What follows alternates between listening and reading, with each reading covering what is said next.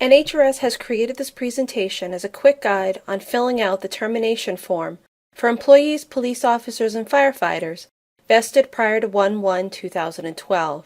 It is important to report accurate information on the termination forms, because reporting information that is inconsistent with information previously submitted through the employer data reporting system will delay finalizing the employee's final pension benefit.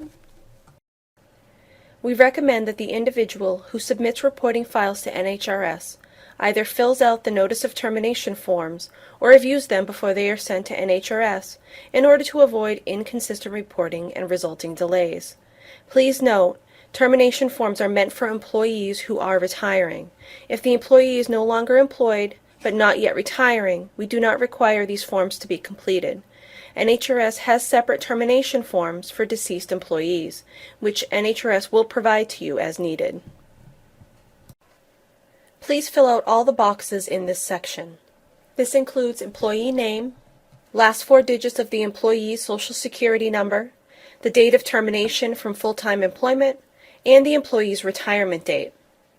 The date of termination is never the same as the retirement date. The date of termination is the last date the employee worked in his or her full-time position. The retirement date is the date the employee has elected to be considered retired with NHRS, and is always the first of a month. NHRS will provide the retirement date for employers. Since the employee cannot still be in service on the day his or her retirement date comes into effect, the date of termination must be prior to the retirement date. Use this section to list all termination pay. For example, any unused vacation, sick, or holiday time, longevity, comp time, retirement incentives, etc., paid out at retirement. There are 2 blank lines below holiday to fill in other types of payments that meet the statutory definition of earnable compensation. The NHRS earnable compensation chart is on the back side of the form. This chart explains what is earnable compensation for members vested prior to 1/1/2012 and all other members. If needed, use the Other section to list any lump sum payments being made to the employee and include a description of what the payment is. Only list termination pay that was paid out at the time of retirement. If an employee was paid out termination pay over the course of several years, those wages would appear under additional salary for the corresponding year in Section 4. If time is accrued by hours, be sure to convert them to days. If compensation was not paid to the employee within 120 days of his or her date of termination, list the amount owed to the employee and the reason for the delay. Please list the final 4 payroll periods in which the member received pay.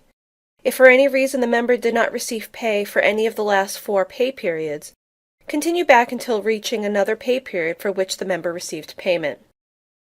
Under Number of Actual Days Compensated in this pay period, please note that this includes used sick time, vacation time, etc. Even if the member was not physically present in the office, please convert hours to days. In terms of base pay, for Group 1, anything that is not termination pay but is earnable compensation should be included under base pay, using the gross wages. Please do not include anything that is not considered earnable compensation, i.e. health clubs, clothing allowances, etc. For Group 2, anything that is not termination pay or extra or special duty pay ESDP, but is earnable compensation. Please list ESDP in the column titled Extra or Special Duty Pay. Under termination pay in this payroll period, please make sure any termination pay the member may have received matches the amounts listed in Section 2 and/or Section 3. Under extra or special duty pay, please list any ESDP for Group 2 only. ESDP is considered as work performed outside of a Group 2 member's normal work shift. For example, detail work. Any services performed during a Group 2 member's normal work shift are not considered ESDP, even if the employer is compensated by a third party for such services. Many employers compensate Group 2 members for extra shifts using funds coming from federal or state grants, for example, working on sobriety checkpoints, which are often referred to as grant wages.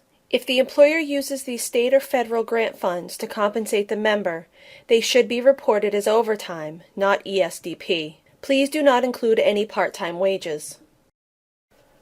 Sign this section of the form certifying that the information provided is true and accurate to the best of your knowledge.